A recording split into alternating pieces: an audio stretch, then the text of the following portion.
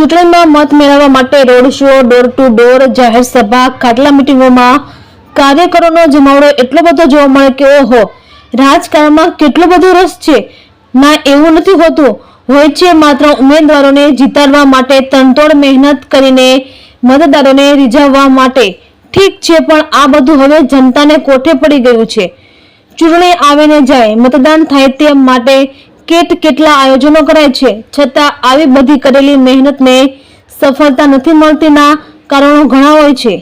ખેર, દામનગરમાં નવા બનેલ bus stand અને નગરપાલિકા નજીક અને પુલ પાસે પ્રવેશદ્વાર આજુબાજુ એક પણ સ્પીડ બ્રેકરો ન હોવાથી છાશવારે ઝીણકા અકસ્માતોની ઘટના બન્યા કરે છે. હજુ ગઈકાલે એટલે કે સોમવારે સવારના 10:30 કલાકના અરસામાં એક બાઇક ચાલક રોડ ઉપરથી નીચે ઉતરી રહ્યા હતા ત્યારે સ્પીડ બ્રેકર ન હોવાથી અને સામેથી નાના મોટા વાહનો નજીક આવી ગયા એટલે આ બાઇક ચાલક વૃદ્ધનું સ્ટીયરિંગ પરથી કાબુ ન રહેતા સ્લીપ થઈ જતા પાછળ બેલેન્સ એક બહેન અને આ ચાલક રોડ ઉપર ઘસડાઈને પડતા ઈજાઓ પહોંચતા સારવાર માટે દવાખાને લઈ જવામાં આવેલ.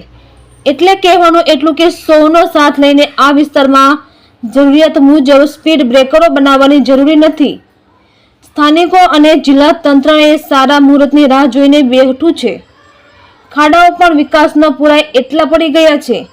રાહતદારીઓ અને વાહન ચાલકોને પૂરેપૂરી આશા છે કે તંત્ર સંયુક્ત રીતે આ કામ જરૂરથી કરશે જ. રિપોર્ટર અતુલ શુક્લ, દામનગર.